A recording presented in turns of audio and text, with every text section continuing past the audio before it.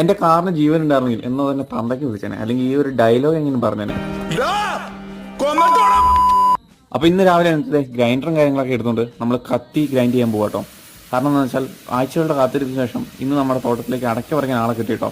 അപ്പോൾ കത്തിയൊക്കെ ഒന്ന് ഗ്രൈൻഡ് ചെയ്ത് വെക്കാൻ വേണ്ടി തുടങ്ങുവാണേ.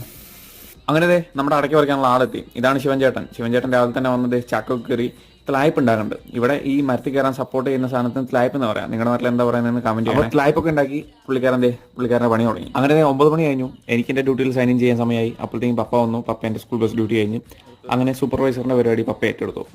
അങ്ങനെ എൻ്റെ ഒരു വിധം ടാസ്കൊക്കെ കഴിഞ്ഞപ്പോഴത്തേക്കും അടയ്ക്ക പറിച്ച് കഴിഞ്ഞു. പപ്പേൻ്റെ ഡ്യൂട്ടിക്ക് അങ്ങനെ എല്ലാം കഴിഞ്ഞപ്പോൾ നമ്മുടെ അടയ്ക്ക കൊണ്ടുപോകാൻ വണ്ടിയില്ല.